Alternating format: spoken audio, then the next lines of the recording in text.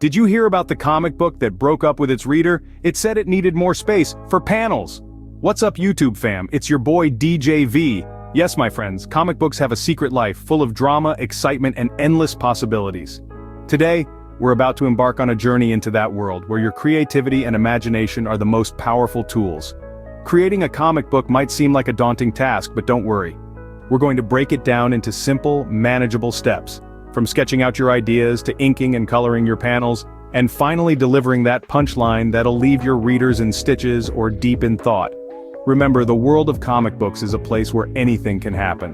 Whether you want to invent superheroes, explore galaxies far, far away, or simply tell a heartfelt story about everyday life, it's all possible with a little bit of imagination. So buckle up, folks. By the end of this video, you'll be ready to unleash your inner Stan Lee. First things first, you need to start with a blank canvas. And by canvas, we mean a blank piece of paper, or a digital screen if you're more of a tech whiz. Now, creating a comic is a bit like cooking up a storm in the kitchen. You need to have all your ingredients ready before you start. In comic terms, these ingredients are your characters and your storyline. Start by brainstorming your characters. Are they superheroes, misfits, aliens? The possibilities are endless. Next, you want to sketch out your engaging storyline. Think about what your characters want, what they fear, and how they interact with each other. This is your opportunity to make your comic truly unique. As for tools, you could start with the basics, pencils and inks. Or if you want to go digital, a drawing tablet could be your best friend in this journey.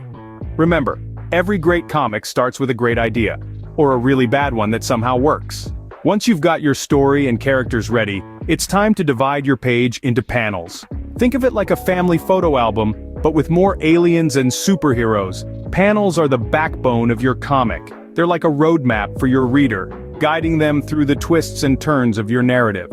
Now, panels can be as diverse as the characters they host. A simple grid offers a steady rhythm, perfect for dialogue-heavy scenes.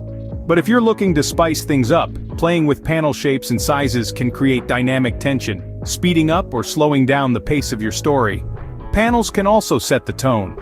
A dark, narrow panel might hint at danger, while a wide, bright panel could signal a joyous occasion, perhaps a superhero's birthday party.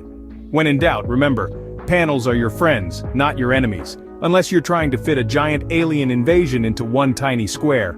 Next comes the inking and coloring stage. This is where your comic really starts to come to life.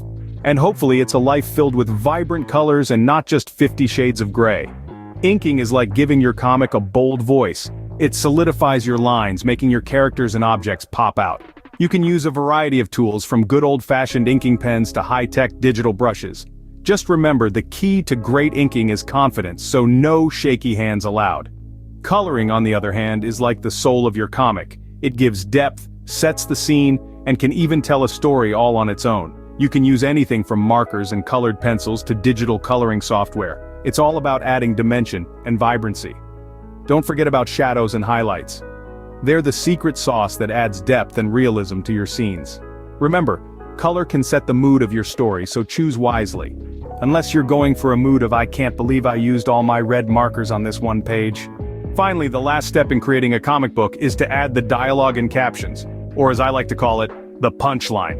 It's the witty banter, the profound monologues, the snappy comebacks that bring your characters to life. This is where your comic gets its voice.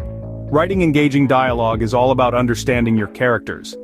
Are they sarcastic or serious? Outspoken or reserved? Their personality should shine through every word they say. And remember, less is more. You don't want to clutter your beautiful artwork with unnecessary text. Captions, on the other hand, are your opportunity to set the scene and provide context. They're like the narrator in a novel, guiding the reader through the story. But again, balance is key. You want your visuals and text to work together, not compete for attention. And there you have it. You've just created your own comic book. Now go forth and create more, until one day your comic says to you, "I think we need more space for sequels."